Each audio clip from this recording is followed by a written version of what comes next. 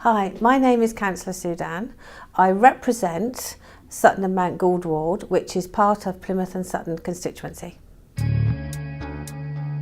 I've been a councillor this time for just coming up to 3 years, but I have previously been a councillor for 8 years. So if you look at it all together, I've done 11 years service for the City of Plymouth as a councillor. There are many reasons why you decide you want to become a councillor. For me, the primary reason is that I really do enjoy helping and supporting people and trying to make a difference for people's lives. I think to become a councillor, you really have to have a passion for wanting to do good for the city and for the people you represent, because if you can't do that, then it will always be a chore. There are many ways that you can represent people in your ward. For a lot of people, making sure that the bins are emptied regularly, that the streets are kept clean, that there's no dog poo lying around, are the many reasons why people contact. But for other reasons, it could be because they've got a real personal issue and that they need your support.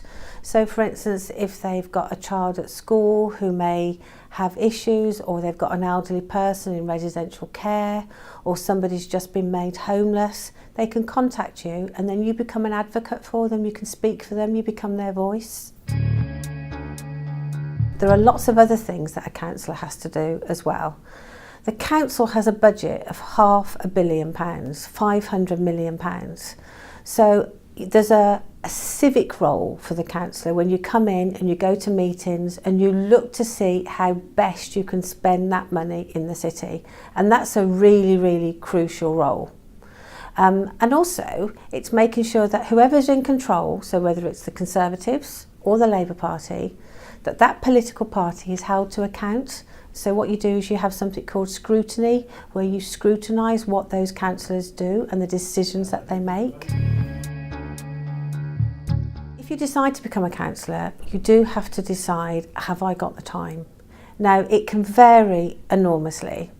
So the minimum time is there will be at least, I would say, a day a week when you're where you're either in a meeting or you're preparing for a meeting, and that's just for when you come into the council.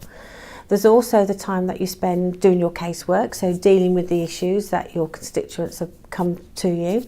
So that could be another day. So when you are a councillor, obviously you like to get your reward. You like to think, I've done a good job.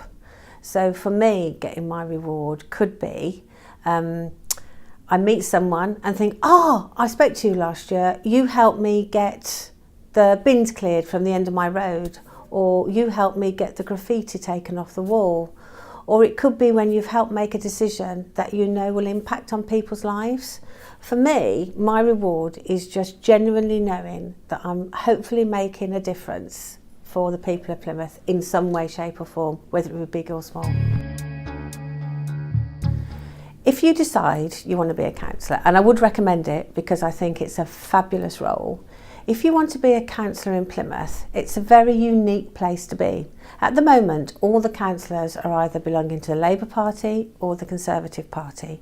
The city doesn't have a history of being an independent councillor. That doesn't mean to say you can't, but the first thing I would say you would have to do if you want to be a councillor in Plymouth is you have to decide where your politics are and align yourself to either the Conservatives or the Labour Party. And that's important as well, because both of those political parties will give you help and support in your role to become a councillor, so you won't be standing on your own.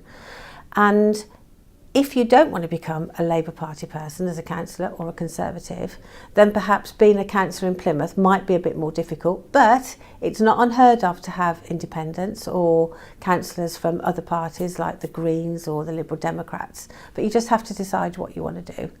Personally, I think you should join a party, because then you don't stand alone and you get the support, because it can be very much like hard work.